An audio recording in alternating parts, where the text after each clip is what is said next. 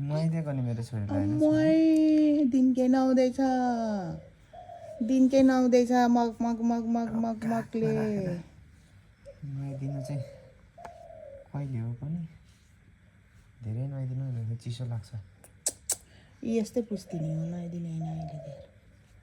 केही हुँदैन नुहाइदिए बराबर त हो नि पछि अलिक पछि छोरी यता पछाडि देखाए त मम्मीलाई जुरो देखाए त तेरो छ कति मोटो छु भनेर देखाइदिए त्यो छोरी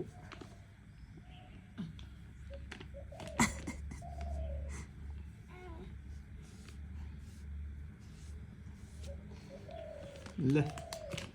हो यसरी प्याम्पस लाएर गरिदिँदा कति उयो देखियो राम्रो तेल ल्याउनु तेल कुन तेल हौ मसाज गर्छु पर्छ तेल क्या उयसलाई क्या